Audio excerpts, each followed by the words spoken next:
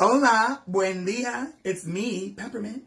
And when I'm not on RuPaul's Drag Race or simply being New York City's sweetest diva, I'm tuned into the fabulously empowering Bayard Rustin Center for Social Justice Power Hour, coming to you every weeknight at 7 p.m. live from our good old friends at the BRCSJ Virtual HQ via their Facebook page.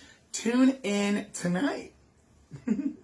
Need in every community a group of angelic troublemakers.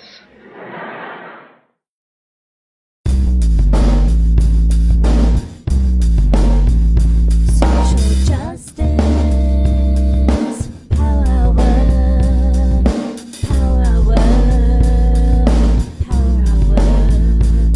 Social justice, power hour, power hour, power hour.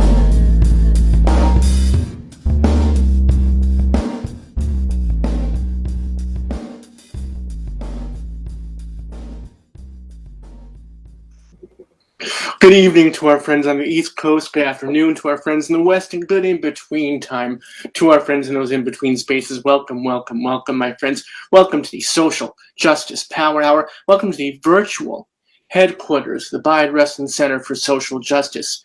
My name is Robert Martin Saythe Schreiber. I'm the chief activist here at the center, and your host for this evening, as I have been for the past almost 2 years now.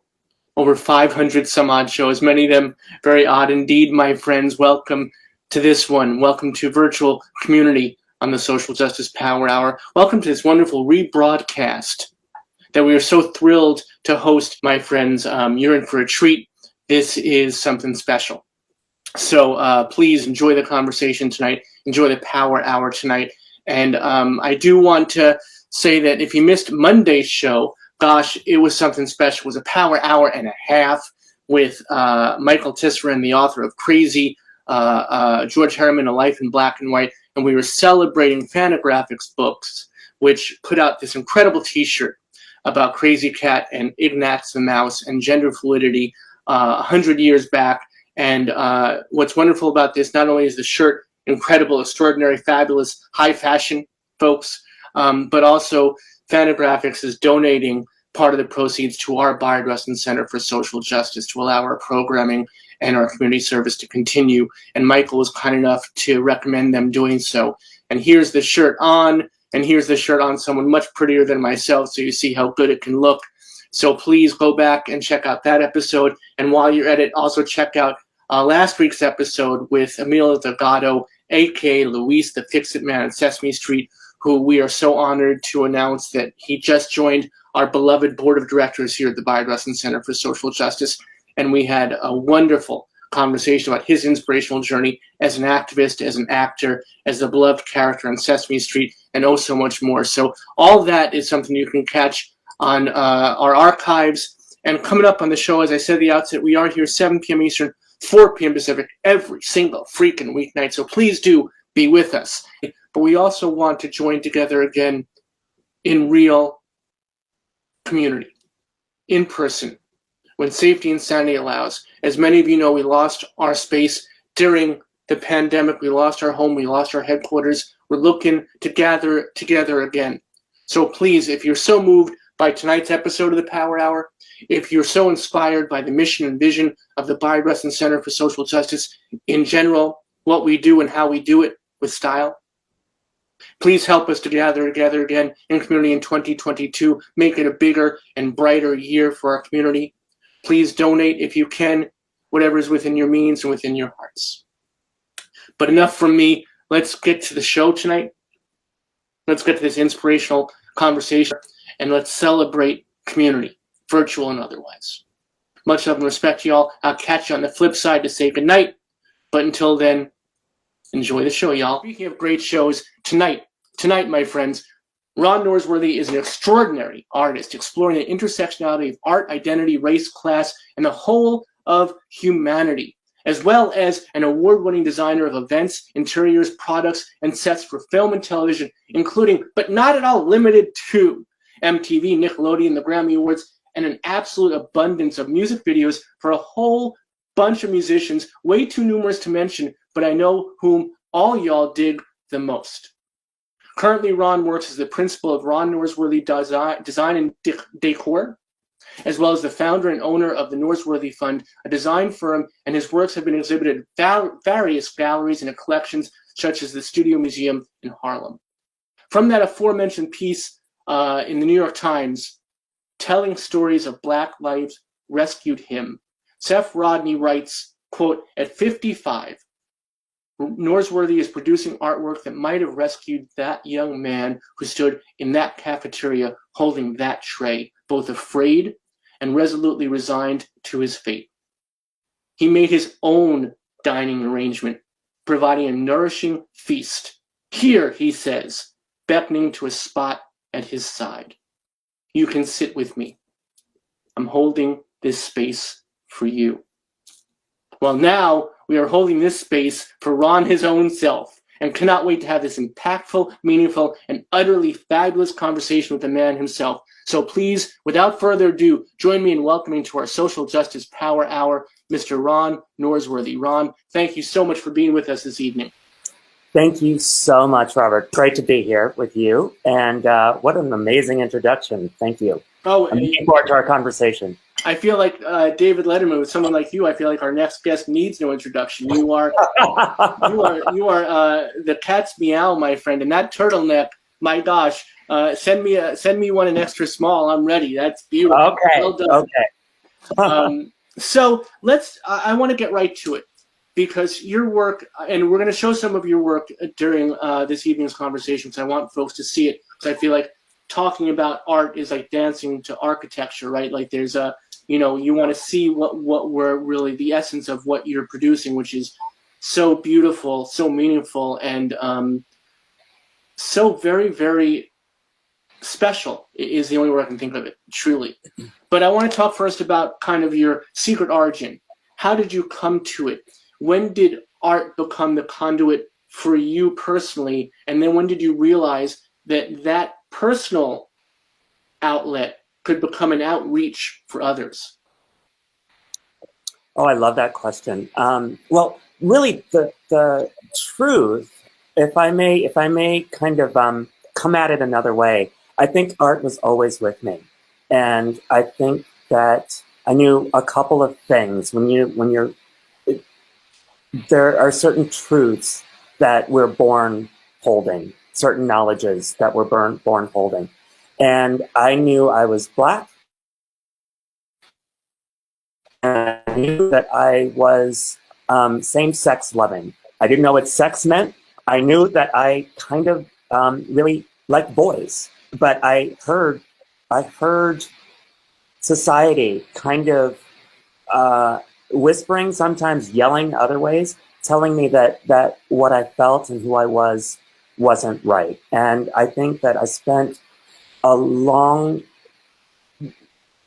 portion of my life trying to get back to those truths, trying in some way to kind of live my truth in an authentic way. And so it was, I think that art felt like the space to express one's truth. So it saved me in a lot of ways. After the excavation, art really is the thing that got me where I am now, which is in a much more empowered kind of space. And that's what I'm interested in creating with the work that I make. And I've been fortunate in my career to be able to express myself creatively in so many different ways. I'm so happy that artist inside of me wasn't willing to take the conditioning that you can't be an artist, you can't be Black and queer and be creative. Society just won't have you. You want to be comfortable. We worked really hard to make life comfortable. You don't want to throw that all away by being this weirdo radical. These were kind of messages that I was, and it was toxic to me, actually, that I was sort of absorbing growing up, especially in some of the spaces that I grew up in. So I'm just happy to be in this place now where I freed myself. And I had to free myself. I had to get to a place where I could unapologetically live my truth. But I had to do it with myself. It starts with yourself. And then I think you're able to share it with others. And was this at what age are we talking about the start of this? And then was it a gradual process? Was it a journey that you were making small realizations along the way, or was there one real grand epiphany where you're like, this is it, this is me? I just think they're just like, it's almost comedic when I think back on all of the small moments of bits of awareness that brought me along on this journey. So no, I can't point to anything in particular, but I can say that Seth Rodney wrote about this in the New York Times article, and that is this idea of the lunch table and like, where do I belong? And I didn't have a problem making friends. I didn't have a problem necessarily expressing myself. I did have a problem expressing. I knew what to say given the audience that I was in. That's kind of a performance. I did not know how to authentically be myself. So when I found myself at Princeton as a freshman with a table of Black students and tables, many more tables of white students, and the option of where I was going to sit, it was anxiety making, to say the least. It stressed me the fuck out. And I felt like no matter where I sat, it was the wrong place to sit. There didn't seem to be a place that I could be my full self. And you have to remember, I'm still figuring out who my full self is.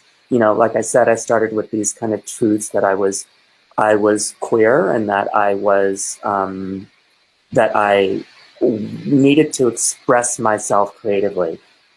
But that's all I had. And in terms of identity, the rest was like this pile of clay that was very willing to be molded into whatever social group I found myself desiring to be a part of. So, that's a really big.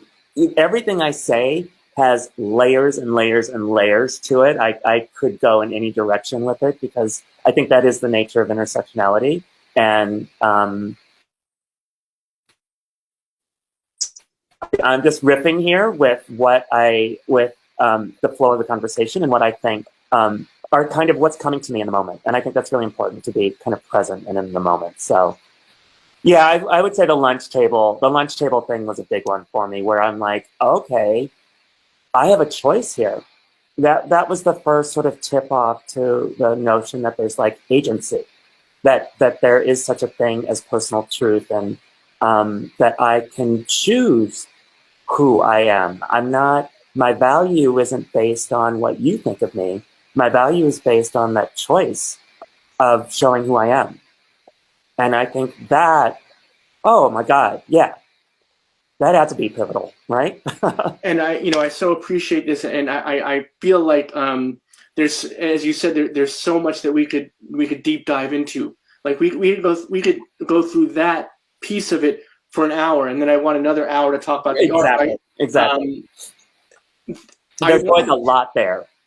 I want to I wanted to just amplify one thing you said about the difference between the performative self and the authentic self, and how difficult that is for all of us to realize, to parse, to find out, because we have to use both in our daily lives, in our interactions. There's always a place to be performative, unfortunately, that there are moments we need to do that. And then hopefully the majority of our time is spent being authentic. Right? I think you have to earn it. And I think it's also kind of a realization. And I don't for a second not take into consideration the privileges that I've had that allow me to be able. It's an incredible privilege to be able to make art. But one has to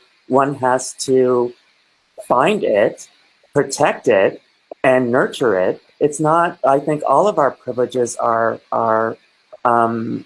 also responsibilities that have to be tended to, you know? So I don't discount for a moment the privilege that I have to live the majority of my life as my authentic self. There have been, I would say that there have been times where that formula has been inverted, where I've been performing much more than I've had the chance to be authentic. So I can have a lot of appreciation for the journey. And it's not, you know, there may be times where we have to calibrate. And I think it's always about making these in the moment calibrations where you determine, okay, to navigate this space that I'm in right now, I'm going to need to perform. And then maybe there's a safe space, whatever that means for you, where you can be your authentic self. But I think that the goal should always be working towards less of the performance and more of the authentic. The world will be a richer place if we're all allowed to bring our authentic selves. I think that one of the privileges of whiteness, for instance, is that you get to just be whatever the things are, uncriticized, unassessed, in an uncritical way, which is potentially dangerous for others of us that are living amongst you. So, you know, I think that kind of awareness of what it is to have the freedom to be your authentic self. I think that's a real thing that we could, you know, interpret for ourselves and in this conversation and keep in mind always when we're engaging with others. I love what you just said, and it's important, and I want to confront it. White folks can, I think, find a balance between the performative and the authentic. I think that I do that in my role as chief actress here at the center, and certainly as host of this show. You know, I think that I one of the things that I think I can do is find that balance and utilize both almost simultaneously. But perhaps Black and brown people and people of color don't have that same opportunity, is what I might. And people, and differently abled people, and neurodiverse people, and all the people that don't sort of fit a very narrow idea of what mainstream is, that we call the objective. And by the way, there's no such thing as objective, but let's just say, you know, there seems to be this idea of mainstream and what normal is. So if you don't subscribe, if you don't fit whatever those standards are, self-identified, then I think that balance of performance and authentic selves, performed self and the authentic self, is a little bit more of a fraught calculation. There are more things that need to be considered. For instance, you know, there's something that for me was a really big deal. I love clothes, by the way, and I've always loved clothes. So thank you for admiring my sweater. But that makes me think about how growing up, the way I looked, the way I dressed, the way I presented myself was of primary concern because I didn't want people to think that I was, who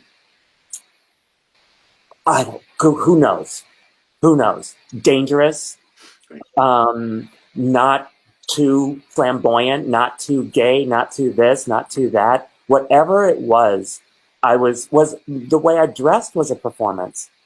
It became something that I used to express my identity once I empowered myself to do so. But that was a bit of a journey.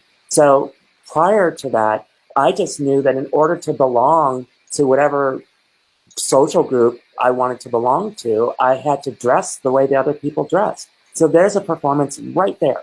We all do it. We've all done it.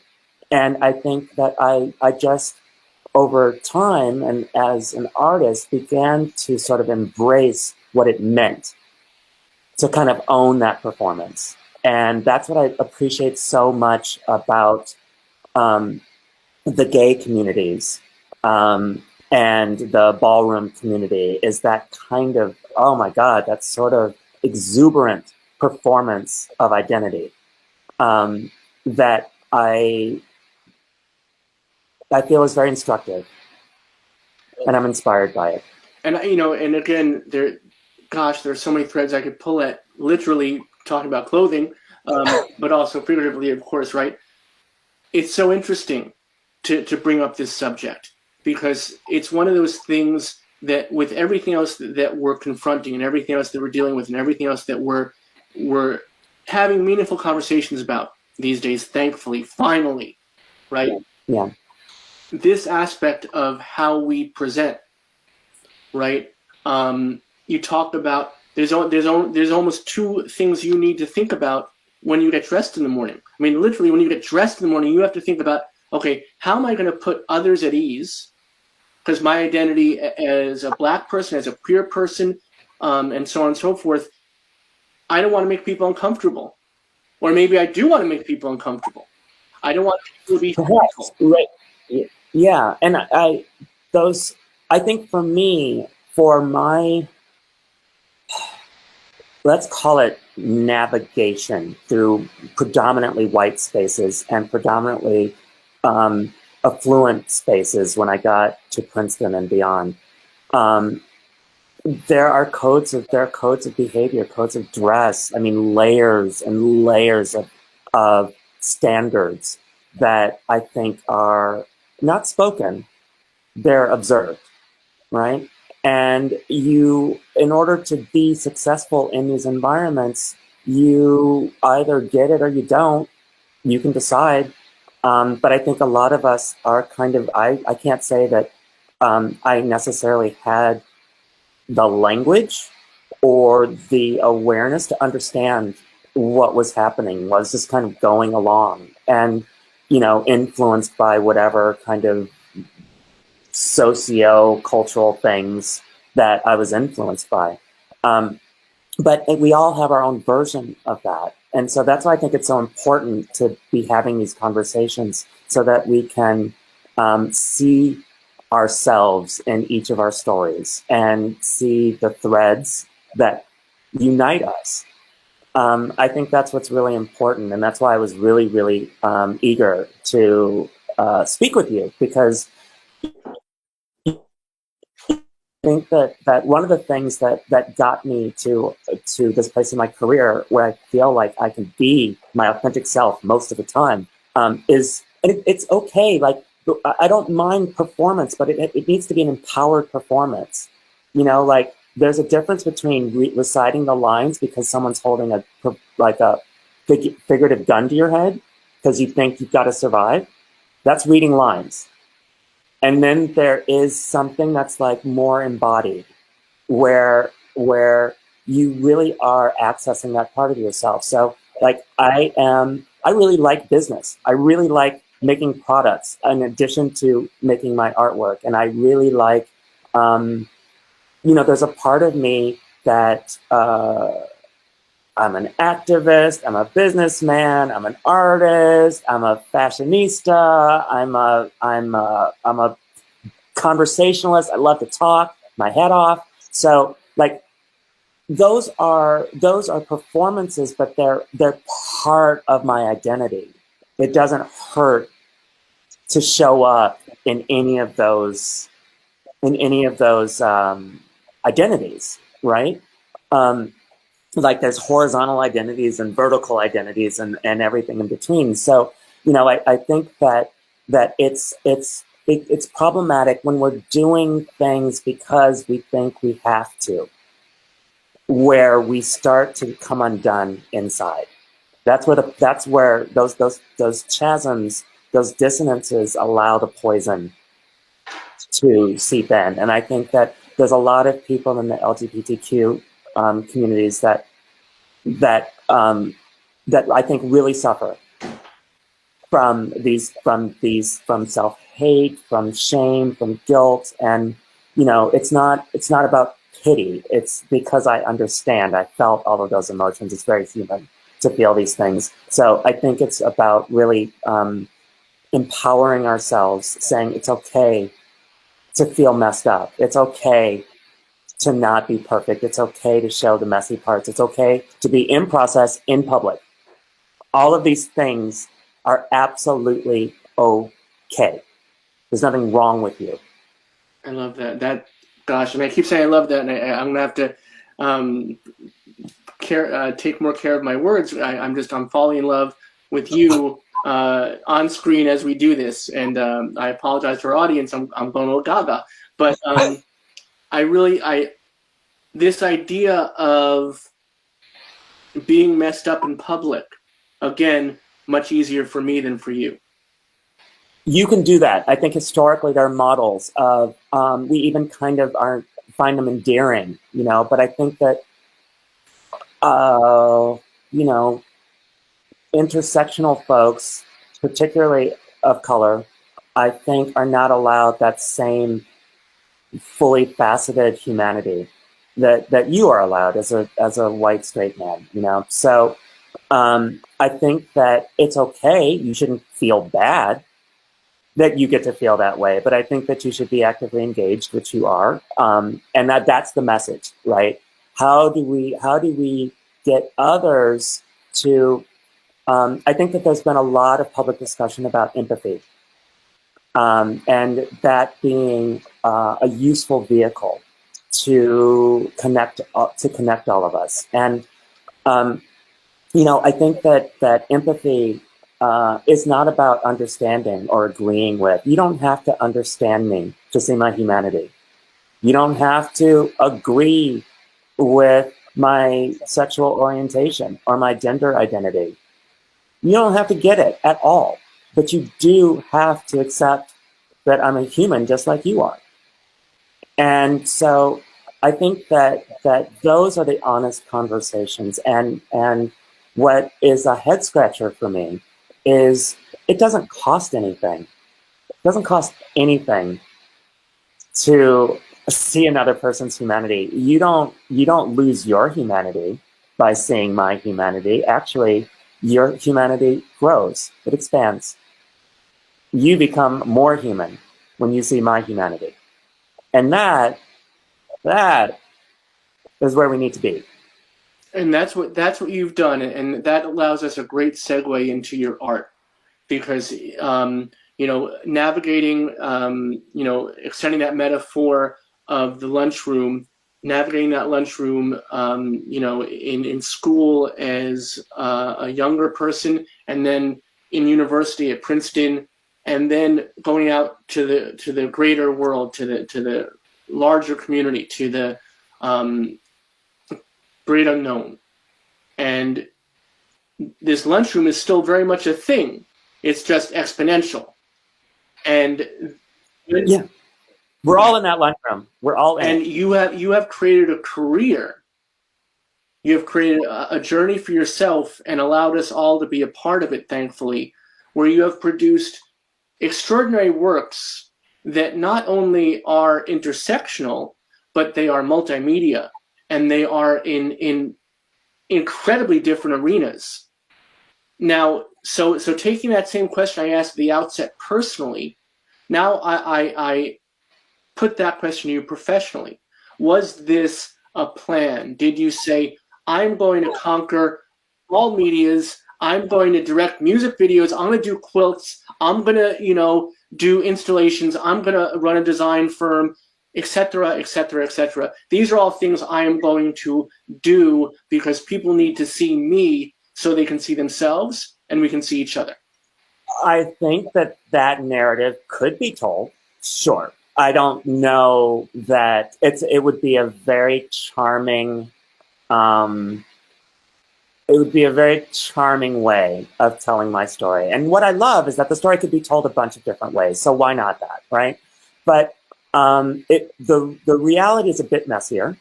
The reality is a bit more searching around corners and running up against dead ends. It's almost like a maze. Now we can look at the maze and say, oh, he knew what he was doing, but I didn't know what I was doing. And I had art instruction, was lucky enough for my parents to identify artistic talent really, really young, and had the resources to put me in painting classes and drawing classes from, I don't know, maybe 4th or 5th grade. So that's a total blessing. And I then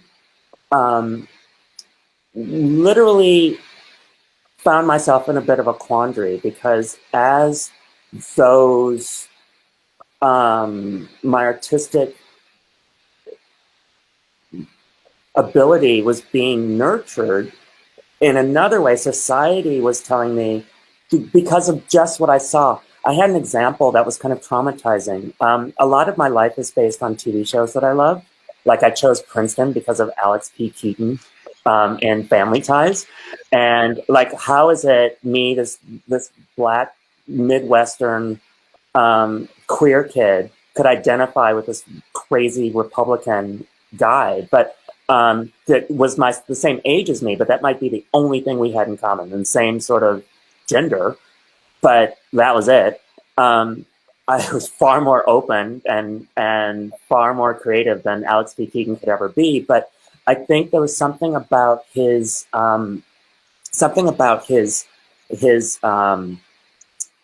casual authority about how his life was going to go that I just was like, yeah, I like that. So I did have a kind of direction. I knew I wanted to be creative, but at the same time, I felt like I was getting these social signals from society, from TV, that were telling me that to be an artist was dangerous, was unsafe potentially for me. So I'll give you the other example on the other end of the spectrum. So you've got a young white man as embodied in the character of Alex P. Keaton, played by Michael J. Fox in Family Ties.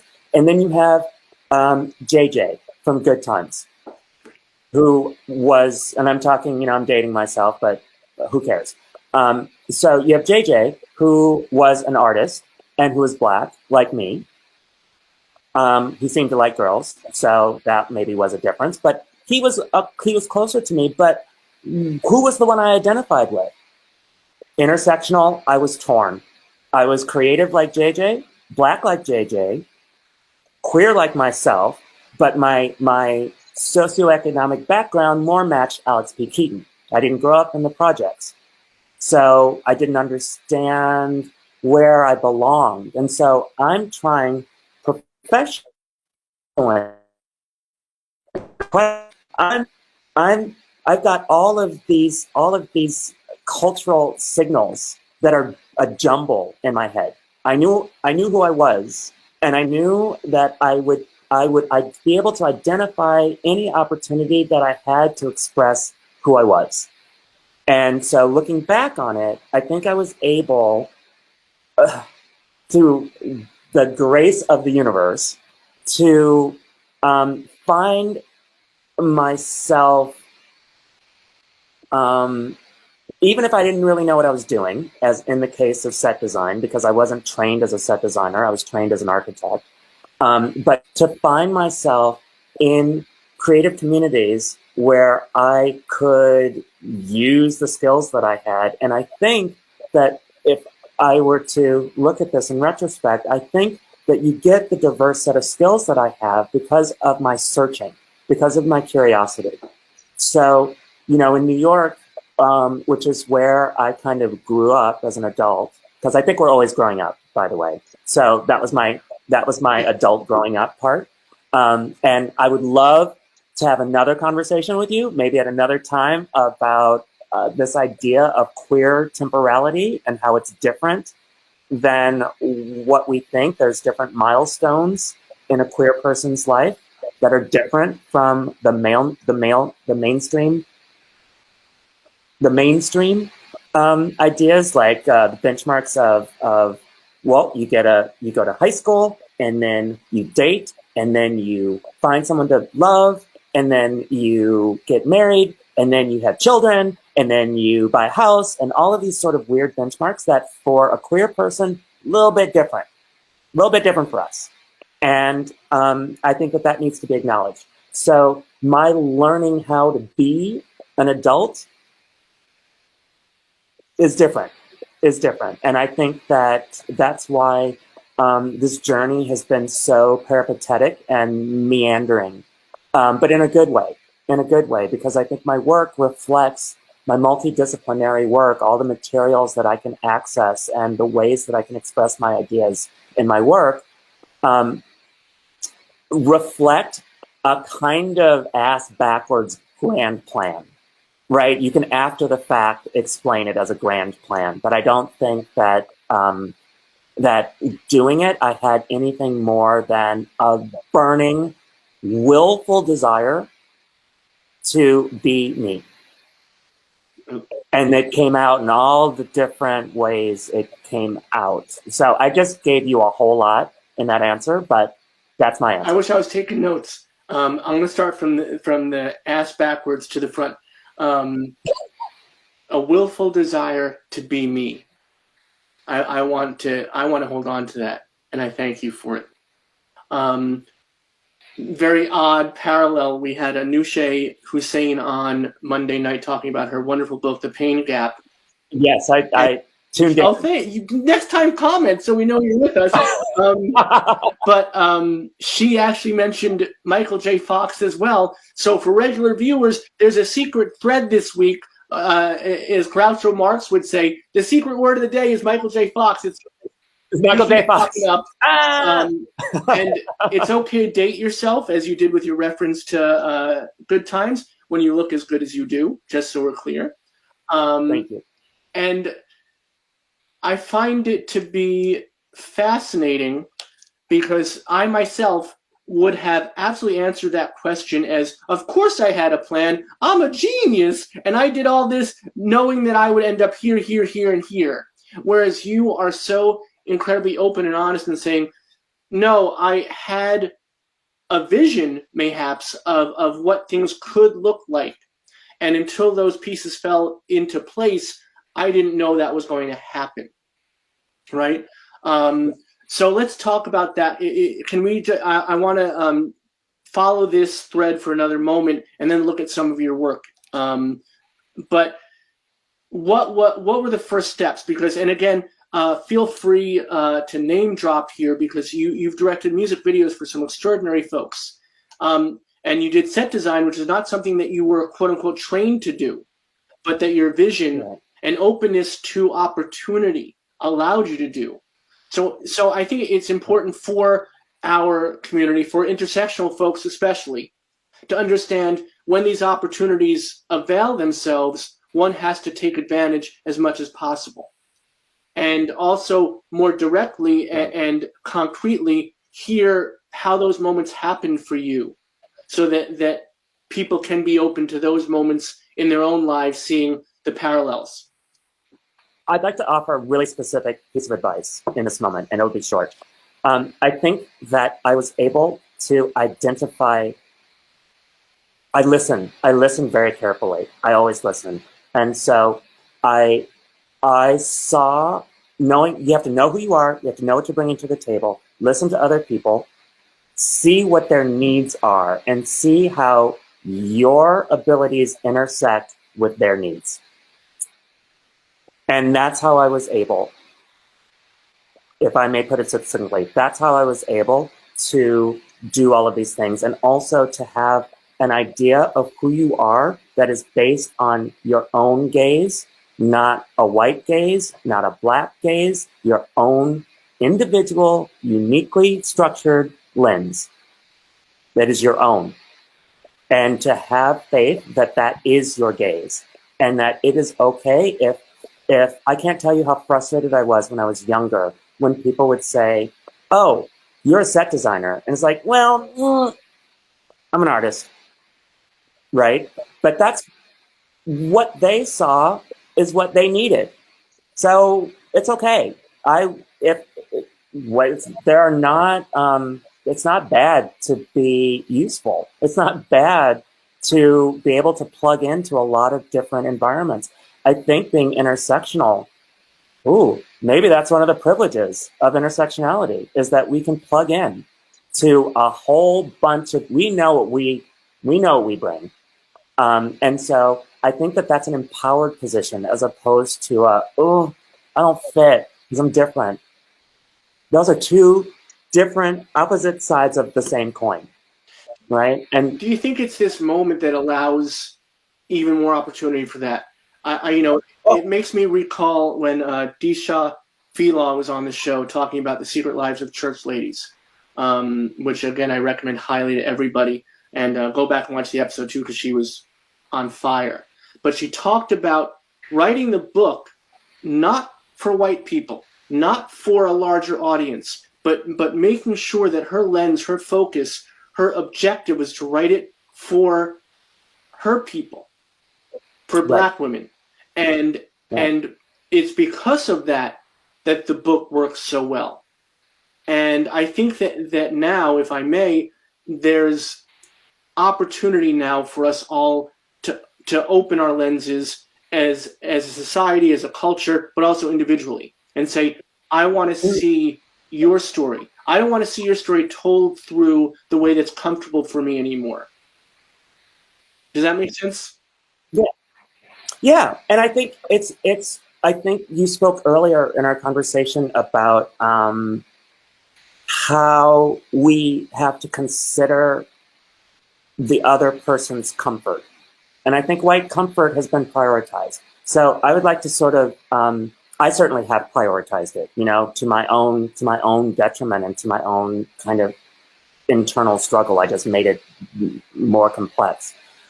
So, I think that it's not about offending other people, but I think it's about, if we may kind of pivot a little bit and expand our understanding and our perception of what it means to, honor.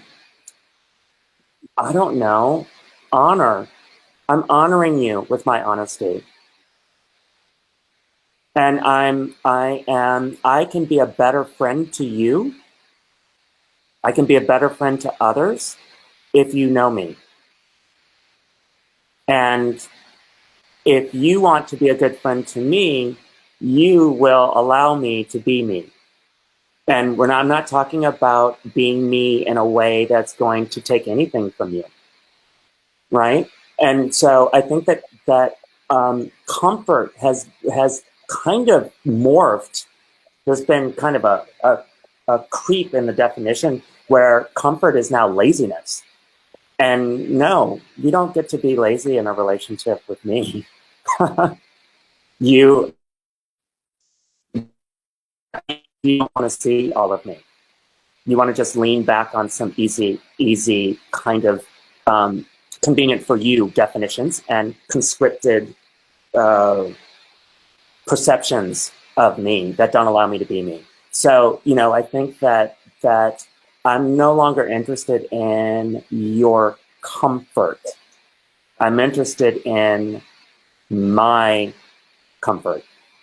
And my comfort shouldn't, and I'm careful about this, my comfort is not about taking your comfort away.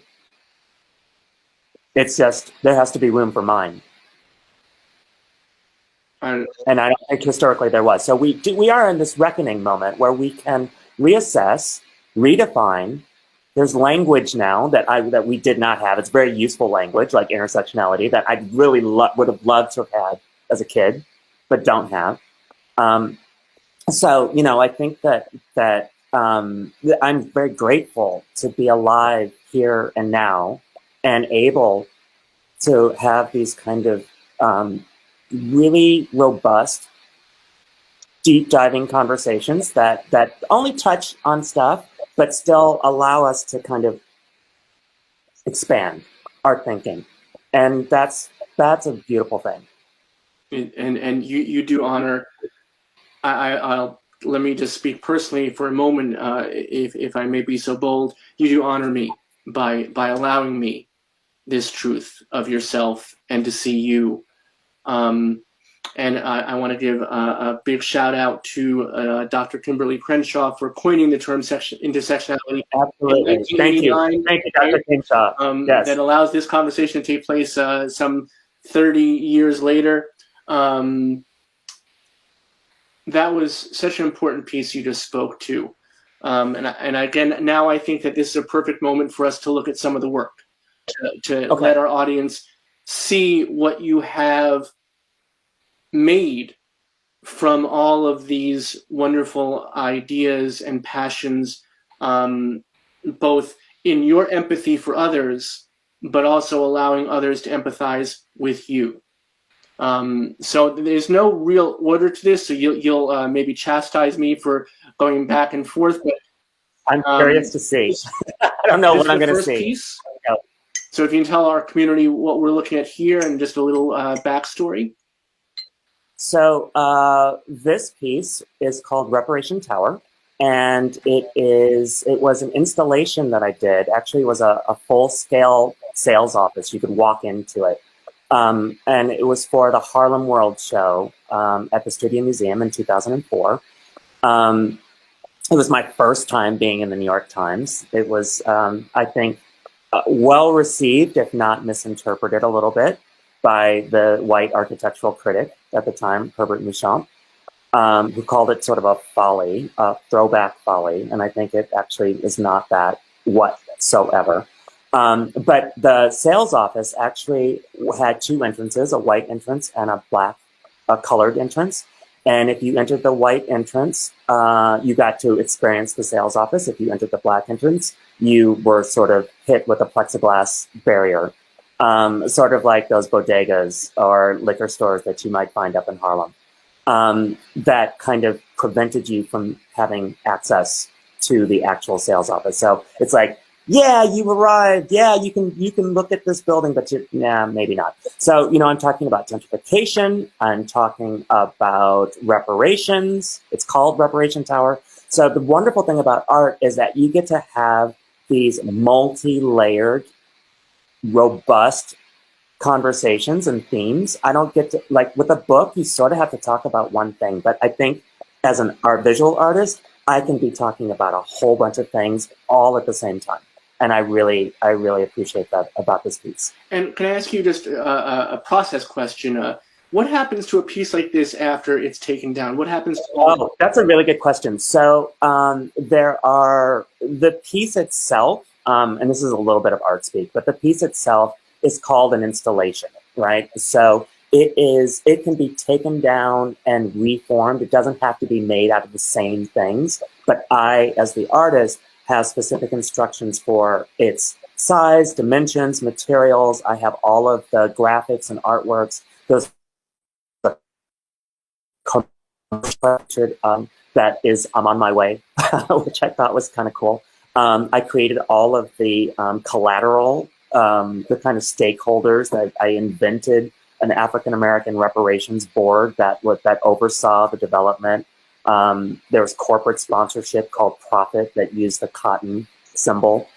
So there were a lot of, this project has a lot of layers to it, but it spoke to the intersections of class, race, and I think that we don't necessarily have, especially in 2004, we're not having these really complicated, nuanced conversations about how class identity and Black identity, how there are different communities there. Black is not this one huge thing, and you cannot talk about Blackness without also talking about,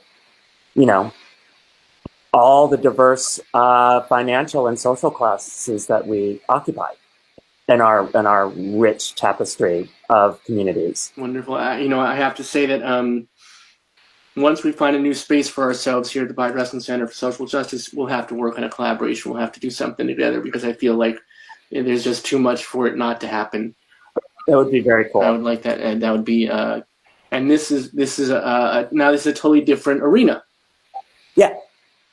So in my art practice, I was lucky enough to meet the love of my life, David Antone, who is my life partner, as well as I call him my husband. We're not husbands yet. Still trying to figure out how I feel about this sort of marriage thing. But and if it's something that's right for us, and I think he's contemplating the same thing. So right now we're partners, but we are also artists. He's an artist in his own right, and we decided to collaborate on this project called Another Country, which is a series of 13 quilts. One of them's behind me.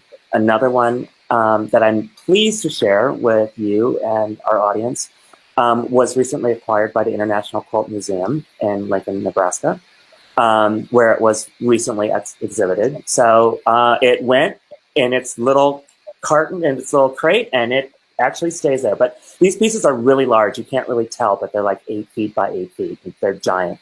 But this project is to kind of reference the alleged Underground Railroad quilts and how the kind of romantic space that they occupy in our history, how the enslaved got themselves free and used these quilts as visual signposts to get to safer havens.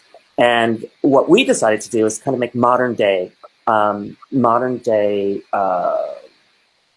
quilts, Underground Railroad quilts. And each pattern sort of deals with a different aspect of systemic racism. So the quilts, oh my God, I should back up. Now I'm getting complicated. Again, layers here. So the quilts are made out of matchbooks. Let me just back up and say that they're made out of matchbooks, and they have matches in them. They're not matchbook covers. They're actual matchbooks.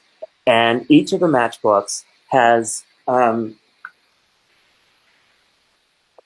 excuse me. Here we go. No, I like this one. Sorry. I've got all my matches in front of me. So this is a new one that we're working on that uses these matchbooks, but I think it's best to have the example right in front of us, just to give you an idea of scale. So what you're looking at behind me is, here's a matchbook. So it says the place where a person of color was killed by law enforcement or by someone who felt deputized to serve as a peacekeeper. In the case of oh my God, Trayvon Martin. And so this is one particular place. Note, it might not ring a bell, but maybe Minneapolis, Minnesota will. And then on the back, there's an alphanumeric code. So you've got GF 0525 2020. So that's George Floyd, 5/25/2020. So what these quilts become are kind of historic texts that, artifacts that the I could say senseless, but that would be too kind. The tragic taking of lives by law enforcement and all the biases that allow our communities to be over-policed and for our men and women, often young, to be killed without reason and also with impunity by the murderers. So we created these works to kind of engage meaningful conversations. So it's artwork. They're beautiful. They're supposed to be beautiful. That's what draws you in. That's the honey. And we also wanted to honor these people in a more subtle way. Like we're sensitive to the fact that their families are still grieving, will always be grieving. And we didn't want to put their names on blast or use their names. It's really about systems that allow all of these people to be part of a club that no person would ever want to be a part of, right? And so we in our quilts, you may have Trayvon Martin next to a George Floyd, next to Walter Scott. They don't know each other. You don't know them. We only know their names because they were killed. So we wanted to kind of draw attention less so to the people and more so to the systems that cause their deaths. And so that's what the quilts are really talking about. And you, the viewer, the people that engage with the work, can engage at whatever level. We teach in the Hartford public school system, we teach a workshop with the quilts where, or at least we did the past couple of years, where, you know, we use the quilt to talk about Jim Crow, or talk about, I don't know, the new Jim Crow, all the different ways, white-splaining, appropriation, the jail, prison, the school to jail pipeline, and the prison industrial complex. All of these very kind of complex layered issues, but each pattern sort of references that. So I could go into what this pattern's about, but I think it's probably better to just kind of move on, and we can have that conversation later. And if you go to the website, I think it tells you. Yeah, and we'll have a link to all of this in the comment section so people can find more of your work. And at the end of the show, we'll let people know how to directly involve themselves with what you're doing. And but I also just want to, before we move on, I just want to thank you, because this brings back wonderful memories for me, because I was 23 years a middle school art teacher. And one of my favorite lessons I taught my kids was about Faith Ringgold and her story of quilts. And oh, awesome. Yeah. And, you know, like, I think that the way that our art making, we would never call ourselves quilters, but I think another layer to this work is the fact that we're two queer men making quilts, and kind of hearkening back to the tradition where in Africa, the textile, the people that wove were not women, they were men.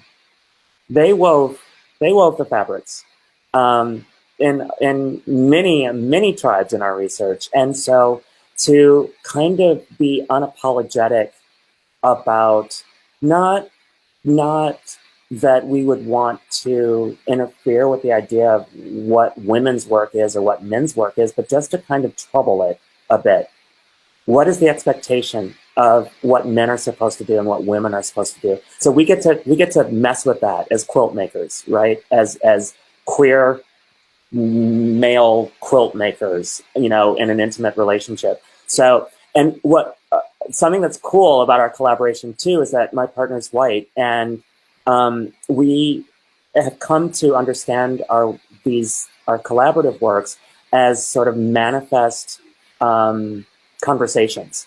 So they are there's pretty heated conversations that were had between us, and his understanding growing up as a Midwesterner and his experiences in the Midwest. He was in Nebraska, I was in Iowa for part of mine, and yeah, how very different our experiences were. And, you know, to come together, and I learned more about his, but I think also marginalized people always know the mainstream better than the mainstream knows us. So I knew where he came from, but he didn't know anything about where I came from. And so I think that our collaboration has allowed us not only to make engaging artwork, but also to have a better understanding of each other. So again, it's in the authenticity, that intimate sharing of experience that allows us to be able to even think we could make work like this, let alone accomplish it. So we are going into the after party. Prince Be Proud. I don't want to keep you after school, but I want to give people a quick peek. These pieces are part of a larger installation, would write the right term for it. So it's pieces of your artwork, but also that make up a larger. And that's a body of work. And right. Is this still on display? Is this still? The exhibition has closed. It was very well received, but if anyone is in the Newark area, I've got a studio in Newark, and a lot of this work is up in my studio. So feel free to make a studio visit. I'd love to share this work with you. But you know, I think we referenced Alex P. Keaton in Good Times, and so I'm a big and set of production designer. So like film and TV are a big part of my understanding of the world, but also part of my artistic contribution to the world and a big part of my professional story. So the works that you just had up, if you could go back, Yeah, of course. are photo collages where I've literally done screen captures of films and historic sites that I've Googled and some eBay props and stuff. I just kind of found all of this stuff virtually and told my own story. So that's something that I've always been doing my entire life, that I realized when I was making this work, when I was trying to figure out how I was going to tell people what this was.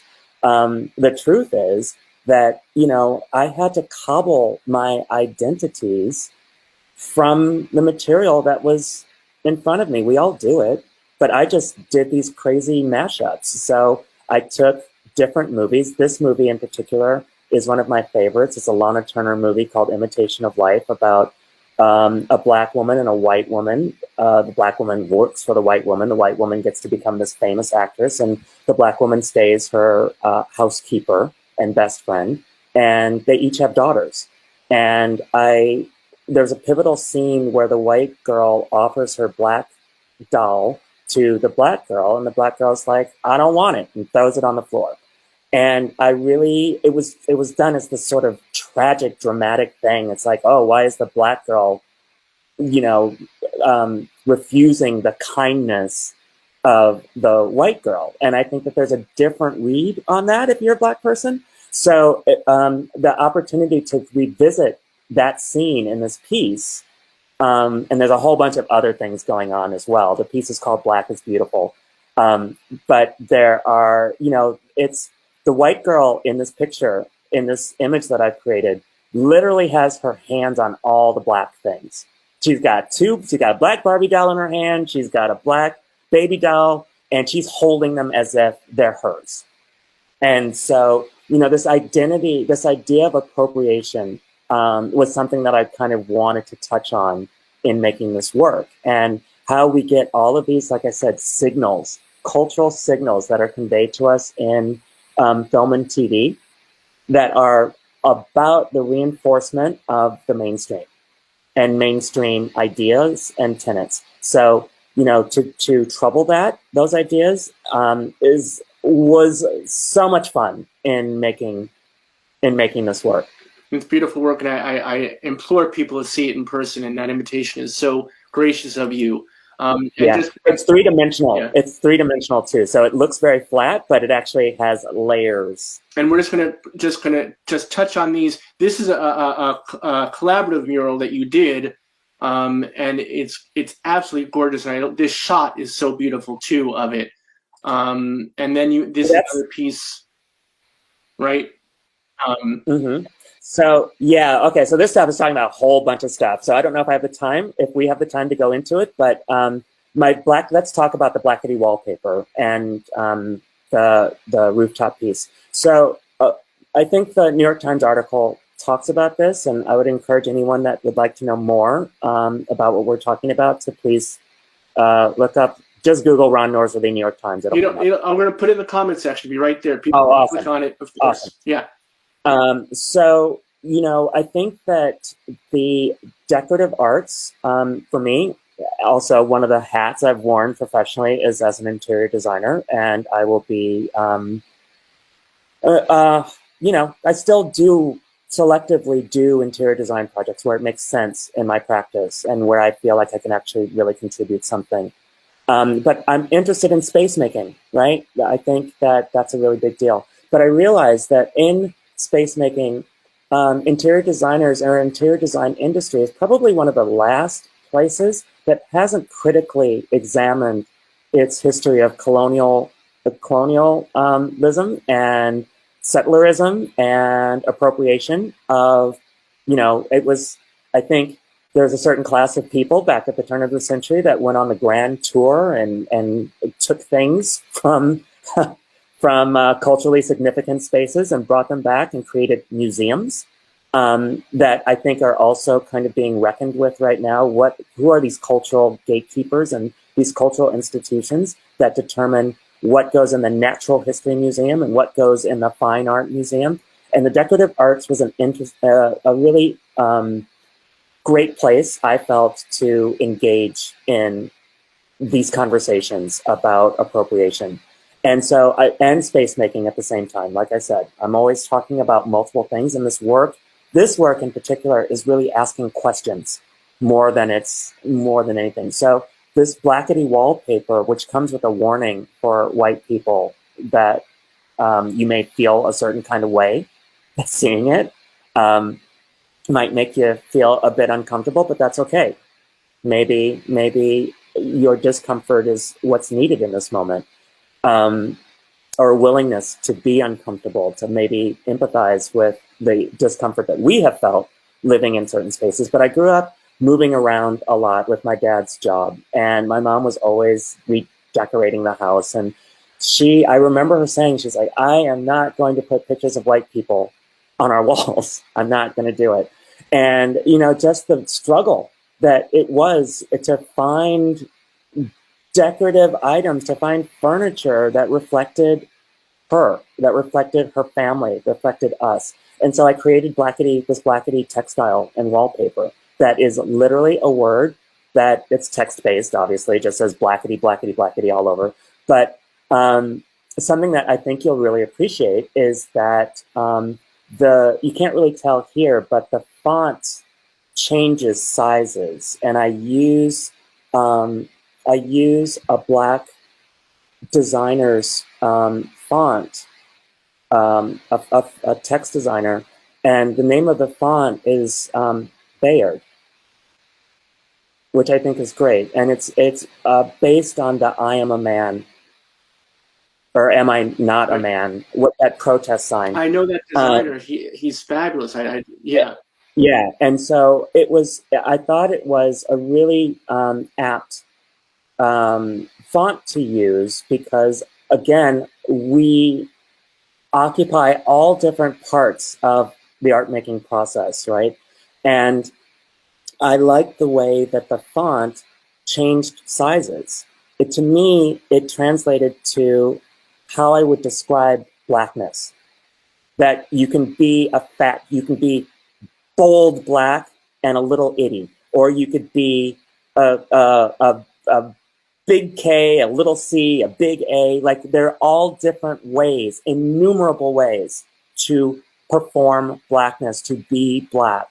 And I think that has been sort of flattened by mainstream, culture. So I wanted to do two things. I wanted to create a space in this installation that features the blackety wallpaper. I wanted to create a space where Black people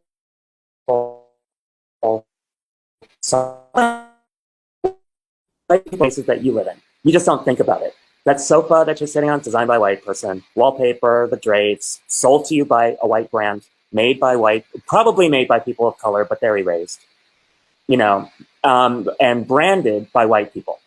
So, I kind of wanted to trouble that and unpack it and reframe it through my lens. And again, extraordinary work. And I thank you for staying a bit. We've had a wonderful power hour and 10 minutes, and we could go for another. And you invoked it before, so I invite you very, very much. I encourage you to come back and do the Power Hour 2 Electric Boogaloo, and we can chop it up some more about so much more. Your work it's very rare that work is important, impactful, and meaningful, and also so beautiful and so interesting to look at times, because sometimes it's not beautiful, but it is always a treat for the eye in some way. Yeah. And a treat for the soul. So thank you for all you do. Thank you for all you've done. Is there something coming up that our community, that our audience, that our viewers can look forward to seeing your work, but also supporting you in some meaningful way? I have just been selected as a member of the inaugural cohort for Audible, which is they're doing a community impact project, Newark Arts, and I'd like to kind of really promote that. But one of 18 artists, 15 or 18 artists selected to create public artwork. In this case, it is a wallpaper for the Audible Cafe. Perfect. And that brings us right back to the beginning, right? Space, cafeteria, space. Like, come on, like it's a dream come true to be able to do that. So, and that's also again what I enjoy about my work might be frustrating for people who are trying to describe my work, but everything looks different. It comes from a different part of my identity, and that's very graphic and kind of kaleidoscopic and super colorful and a really interesting thing. So I encourage people to look out for that. And otherwise, I've got to just get back in the studio and keep making work. Well, speaking of, you expect me knocking on your door in Newark sometime very soon. Awesome. I would enjoy that. I would like to meet you in person. That'd be and great. If you need a wallpaper hanger, my dad, at the spry age of 83, could come. That's what he did. He was a wallpaper hanger. Oh my gosh! Later in his life. I love that. So but just so you know, to warn you, as our conversation went over, conversations with him go twice as long. But they're equally as wonderful. So thank you, my friend, for this, for all you do, for what you brought to us tonight, for what you brought to us through your work, through your essence, through who you are and what you represent. And no doubt, no diggity, you're going to be back here. You're not getting rid of us because this is too special a connection. Thank you. I appreciate it. Thank you for this opportunity. So that is Ron Norsworthy, and a whole bunch of connections and links and all sorts of stuff. He's not big on social media per se, but to his website, to installations, to where you can find his work and how you can support him will be there in the comment section. So please do seek him and his work out, not only for his benefit, but more for yours and our community. What I tell you, what a wonderful, extraordinary, inspirational conversation. What virtual community we're building here on the Power Hour. I want to thank you all for being with us in virtual community. Please do support the center. This virtual community that we're building is so wonderful, extraordinary, inspirational, but please help us to be in community in person. It is so important for our community to gather together, to see each other, to recognize each other, respect each other, to love each other. So if you're so moved by the conversation tonight, if you are so inspired by the very mission of the Bayard Rustin Center for Social Justice, our vision, what we want to do and how we want to do it with style, please do support the center. Please do support our community. Give whatever is within your means, within your hearts. Please allow us to gather together again in 2022. It's hard to be a safe space without a space, y'all. We look forward to seeing you here in the Power Hour every single freaking weeknight at 7 p.m. Eastern, 4 p.m. Pacific, and we do hope to be together again in community as well. We look forward to seeing you. We look forward to seeing you. Until soon, much love and respect. Please be good to each other. Be good to your families, chosen or otherwise, and please, especially my friends, as always, be good to yourselves. You need it, and we need you here with us. We need in every community a group of angelic troublemakers.